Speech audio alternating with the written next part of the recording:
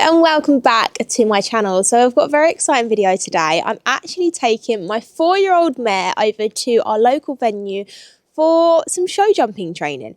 So I am going show jumping training with my trainer Michael Fursedonn.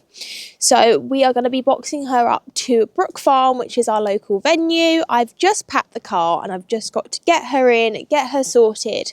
And yeah, I actually can't wait because you guys have not actually ever seen Fleur in action out jumping. She's very bold, very brave, and I'm very excited to take you along with me for a little training session with Fleur. And it's great for me to vlog it because then I can look back and see how baby-fied she is.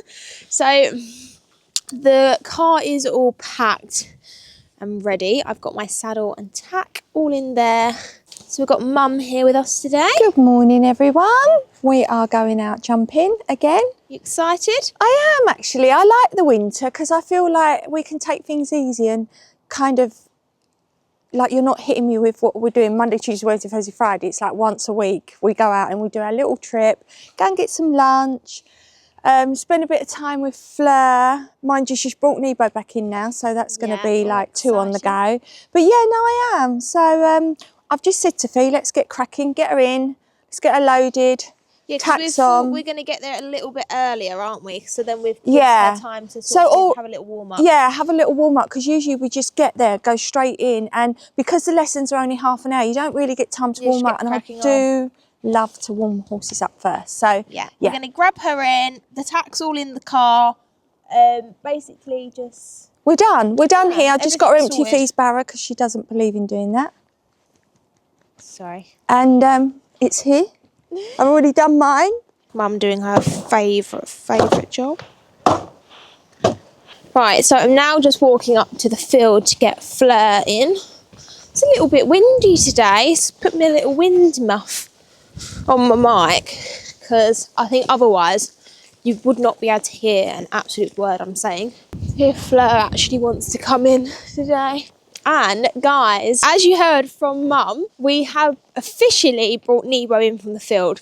It was earlier than we planned. We wanted him to have originally 6 weeks out in the field, but it just wasn't going to work with selling the 2 ponies and obviously having only Fleur stabled and just obviously only liveries. But then you can't rely on liveries to not ride when your horse is out on the field on its own. It just doesn't work. So, and vice versa, like if I wanted to ride Fleur, then I feel like I'm leaving the other horse out in the field on its own. It just wasn't working. So we was planning on bringing Nebo in anyway, but obviously we were just hoping that maybe we could give him an extra 2 weeks. But he wanted to come in, so he is now in. He's in the field. He's absolutely loving life. I actually clipped him yesterday, so he's looking very smart. I've actually kept his face on for the first time and his legs, so he looks very floppy. But no, yeah, I am sort of absolutely kicking myself because I am so excited to get on him and just take him for a hack. But he's got no shoes on currently, and he does get a little bit footsore. I am hoping, because he was having a full set of shoes all round, but I'm thinking maybe I could get away with just putting fronts on. Because, I don't know, like he's barefoot now and obviously he's fine, but you can just tell that he's a little bit footsore. So I'm hoping that he might just be able to get away with, because it is better for him to obviously be barefoot. So if I can get him barefoot behind, that would be amazing. But yeah, obviously, if he's not comfortable, then I'll have to put shoes on him. But Fleur is currently walking away. Do you not want to come in or something? Or you do? Yes. So like now, come on, just this like where she like refuses to walk. It's great because I'm taking Fleur training, but then I know that Nebo's going to be fine because then he's got the other liveries pony which is missing. And then I knew if I took Nebo out, like let's say I want to take him on a hack, then Fleur would have Missy. Like having 3, you can sort of cope if one gets taken away, but when you've got 2, then you're always trying to not upset the other horse if you take them ones away. Her legs sometimes swell in the stable. Good girl.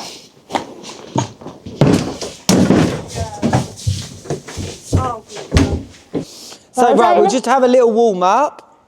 Yeah. We want to be quite relaxed and forward. That's what we're trying to achieve. Yeah. We know she gets a little bit hot-headed and keen. So just staying really relaxed through your seat, trying to get her to just slow everything down without avoiding using too much rein contact so that she starts to relax through her body.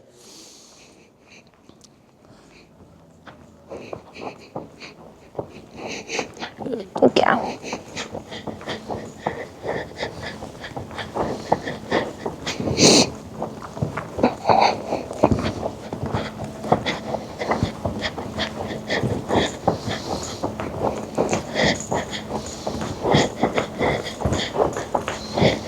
So if we could just try and see when she's this relaxed, Yeah.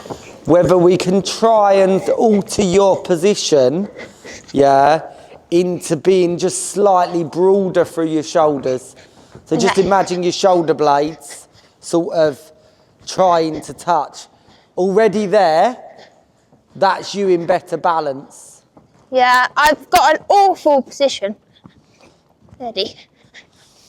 It's not awful, it just gets into that slightly lazy Yeah, like slouch. position. I can't say anything. I've got I got whiplash at the moment, and I'm doing it to protect being sore. Oh God. This is really good. Good girl.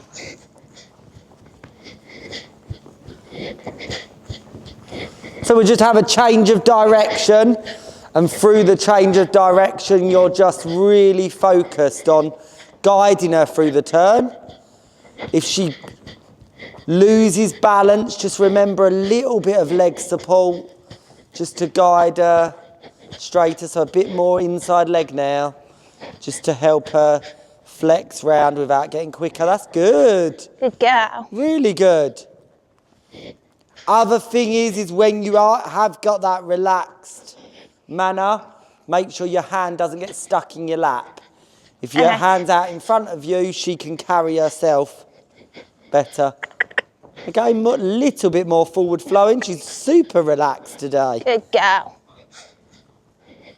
We'll just bring her back to walk for a second. Providing her body's warm and supple, we actually don't need to canter on our warm-up, and if canter gets her a bit too hot-headed. Yeah. And also, the first couple of jumps that I've got Good girl. are a bit more technically challenging. Okay. So if we can do that in a mindset of her being relaxed. So what I'm going to start with is a left approach on the left rein to our red and white cross pole. Right. So we're going past A. Yeah. Yeah. Round our left turn over our cross pole.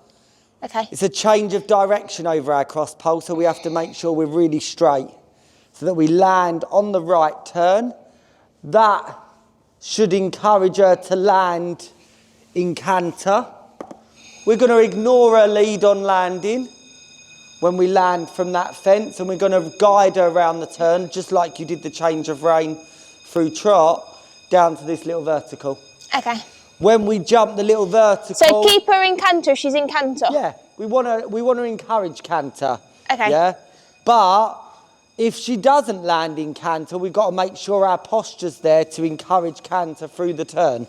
Okay. But I'm thinking how we know she is through her jumping, she will be landing in canter. Ready. So can we keep that position right to the point of takeoff? So even over in front of that pole.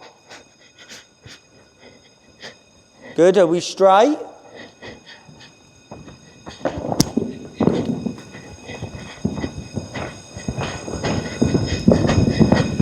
Good. When we got to the pole, she slightly increased her tempo. Okay. Yeah? And you tipped forward at that point. So initially I would say when she increased her tempo, I would have stayed secure in your position. So when we then land, we should have landed slightly more balanced. So maybe the the tipping forward made us land less balanced. You got your canter quite good, again, slightly tipping forward. But for me, because it was all happening a bit quick in your brain, in your focus, we could have stayed a little bit more out, yeah, and gave yourself more time through that turn. Okay. Okay, so a bit more outside rein as you were asking for your canter. That would have then helped you just slow the tempo down slightly to your vertical. So were we straight? Yes. Yeah. But did we get a little bit more rush than we needed to? Yes. Yes. So go one more time. Use this difficult line to help her slow down, yeah, and give you more time to jump the fence. That's the purpose. Ready.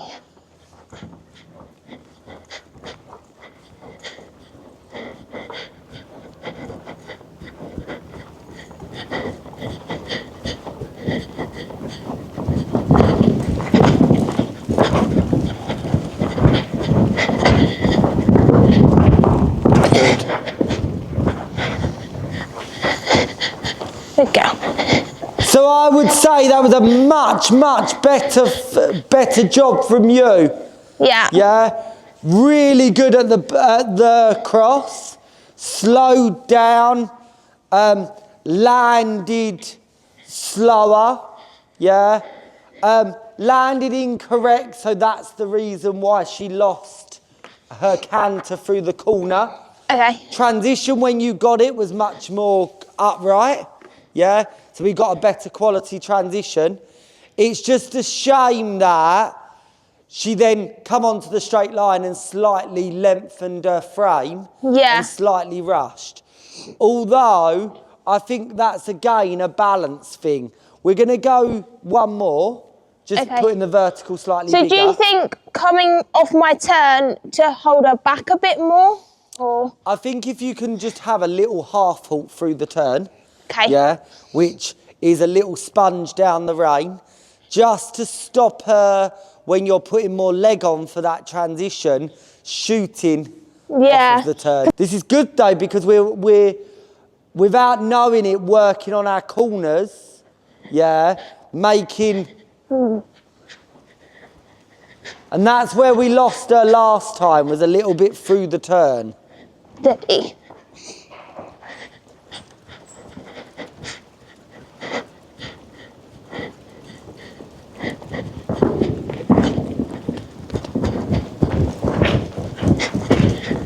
Leave.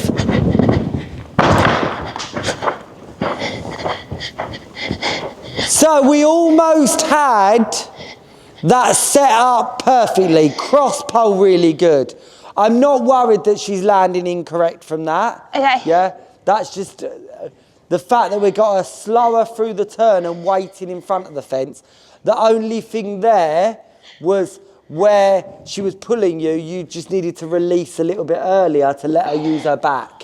Okay. Yeah? If you felt like she's slightly hollowed in her frame over the fence. We're going to go one more time.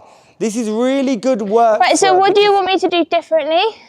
Just on takeoff, once you've got the control here, yeah, on takeoff, keep light through your elbow. You did the right thing on the corner, you set it up right, yeah. What we don't need is you to try and jump the fence for her, yeah. Think about exactly what you're doing to that cross. Ready. You're setting it up, you're supporting through your position, and...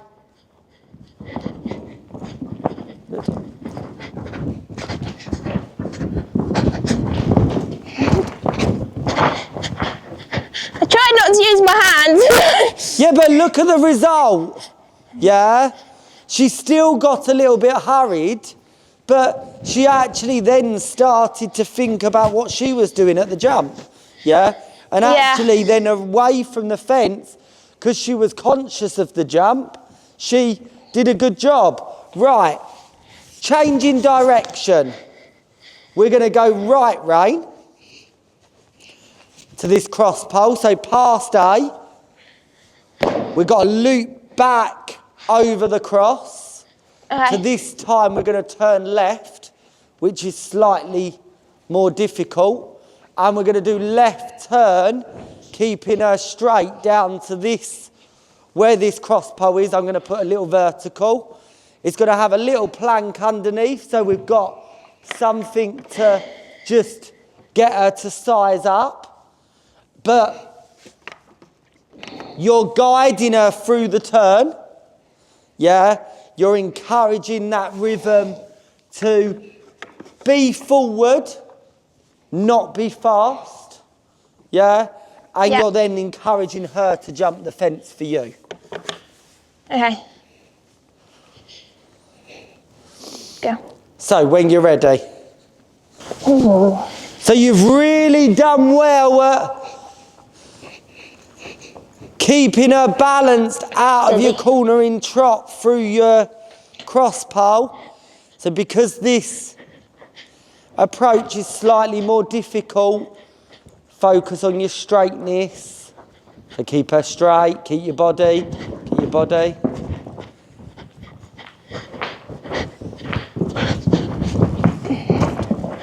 Steady. So I love that tempo. Okay. Yeah, really, really good there. We're going to go one more time. Yeah. If we can just keep your hand a little bit higher, and out in front of you, you won't feel like you're rolling your shoulders, because just there, slightly you were rolled through your shoulders. And if we can keep your hand out in front of you and broaden them shoulders, we can get more self-carriage from both of you. That's really good. It's just probably slightly more balanced on this turn, which is the harder rein. Yeah, left turn was more balanced.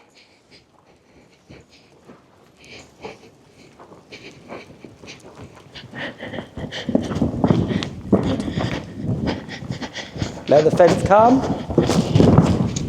Yeah, super job. Good girl. Well ridden.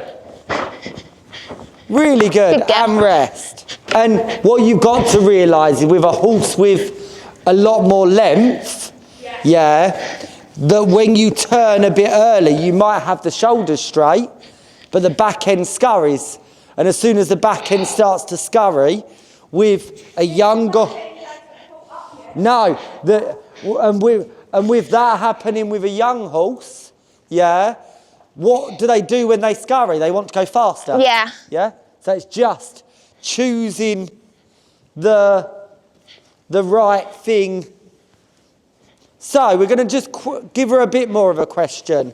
Okay. A bigger fence from trot with a little bit of a bold filler in front of it.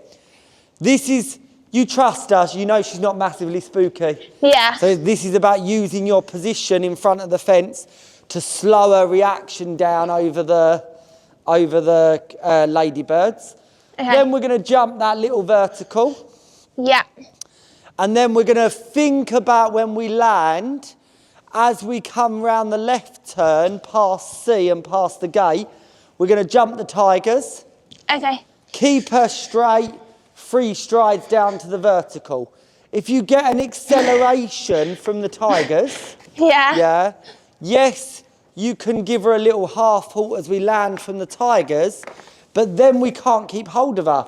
Then it comes down to us using our position, to keep her balanced over this oxer. Okay. So, ladybird, white vertical, then use our corner round to H to jump our tigers, 3 strides down to our oxer. Okay. Steady. So can we think about that position through your shoulder blade there? There's the slightest difference, and she's got to stay tall. Good. Steady. Yeah. Steady. Steady. Now taller in your position.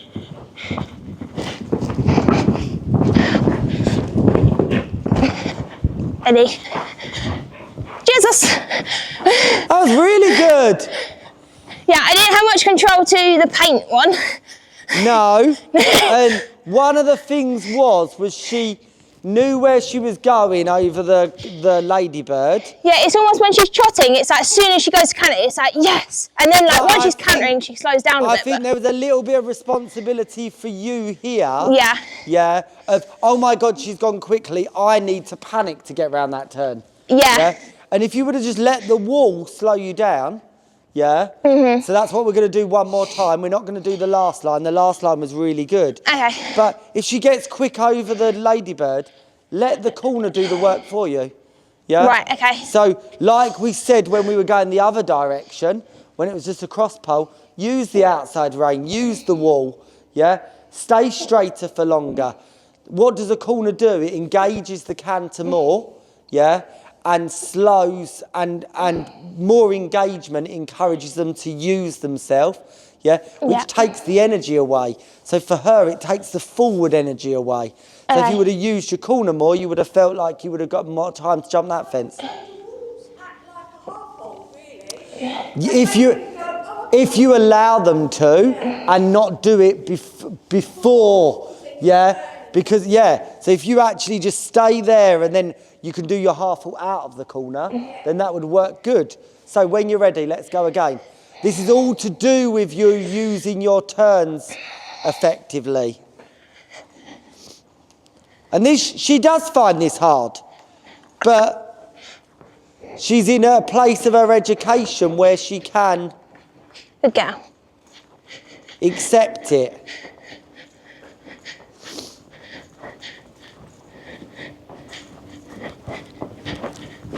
So stay straight.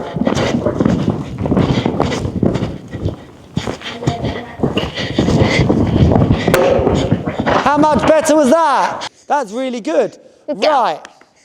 We've done the left turn after trotting into a fence. I'm going to do the right turn.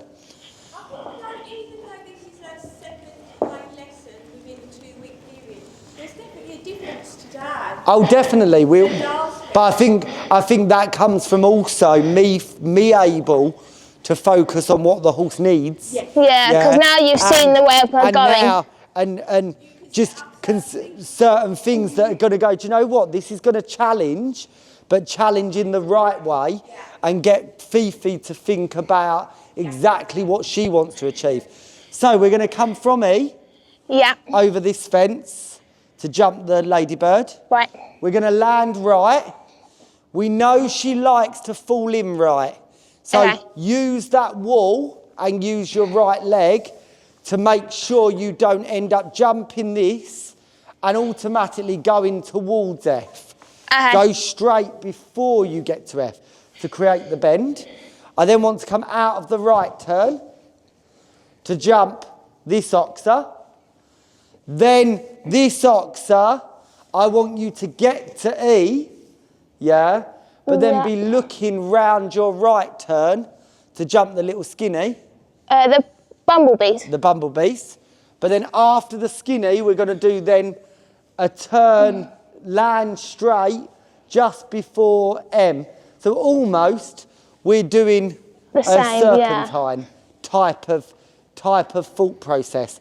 Use the space. Okay. Yeah.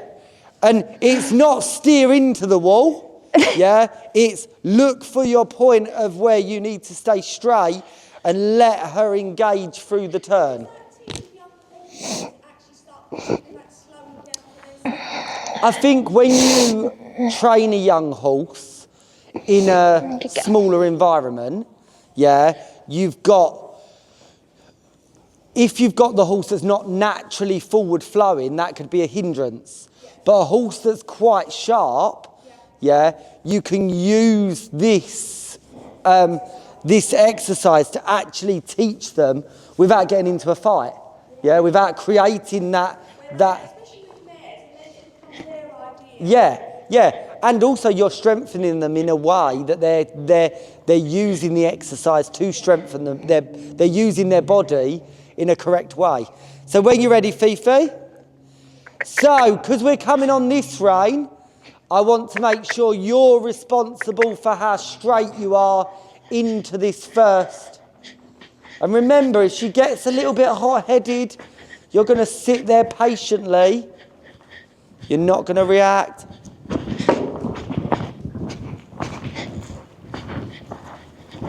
Now stay up tall. Sorry. So, go one more time. Ready. We were good. We were good. We just got a little bit of a long stride over the oxa. And then your decision wasn't quick enough to try and get to E. Yeah, she sort of shot and then I didn't really... Yeah, so you ended up here and that turn becomes incredibly tight if we don't get over to E. Okay. But the first one was good through the turn. That's it, now sit still, ignore a lead, focus on E. Focus on E, that's it.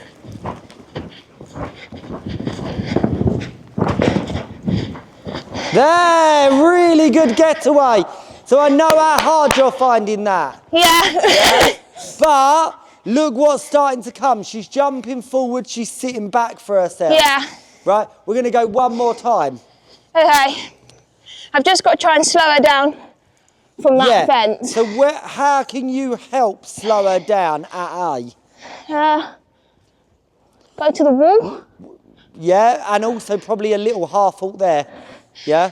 Okay. So, with you, just before A, yeah? Slight little give and retake, make sure she doesn't get into an argument and fix on your rein. This is the hardest line we've got. Good girl. Steady. See, taller, Steady. shoulders. Loving that. Good. Half halt now. Good. Wait. Lever. Yeah, good. Not worried about the fence. Good girl. Because the organisation was so much better from you and everything looks softer. And if you can get everything softer and more rideable, yeah, and that's the hard thing, is at the moment, you've got a really keen horse that wants to do the job that just needs to learn rideability. It's hard because it's the point at which you organise and then the point at which you try and trust the horse to jump the fence. That was so much better, much softer over the spread, then meant that you got her to E and you had look how much time you had to make the turn. Yeah. Yeah, you had so much more time and that just comes from education and her being a bit cleaner in her jump, but that's the hardest line we've ever put her at. Yeah. Yeah, well done. Good girl. Really good. And also, she's only 4. I mean, Fee hacks her most days and does bits with her. She doesn't do any jumping at home, only when she has lessons with you. Is that's enough? What I would start introducing, seeing her now, repeating that fence, yeah, you could do a lot of pole work, yeah, repetition of pole work, so that we try and get her using her body through her trot more, yeah. So the pole should be, you should have at least 3 poles, yeah, and set up 5 pigeon steps between each, yeah. So between each pole, so that she learns to use her body and engage rather than get flat. Okay. Yeah, and I think that will help you as well. That'll just. Do that with an arena hire or? Yeah, because I've not got an arena at home, so I'll have to do it. I'll just box up somewhere.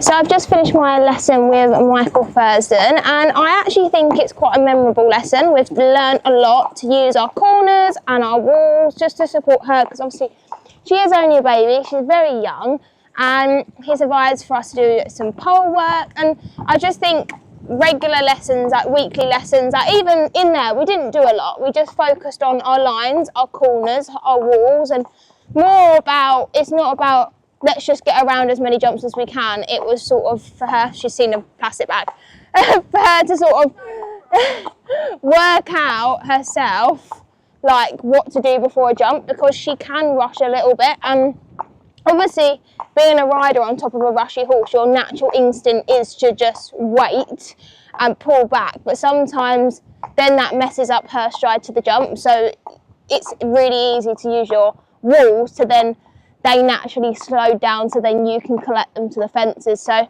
yeah, I think we've learned a lot, and she's a very promising mare, and she's super brave, and she loves her job.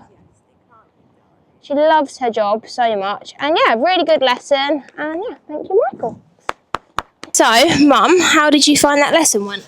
Well, I feel like I've been to the school play and watched my child in a production. I'm so proud of you both.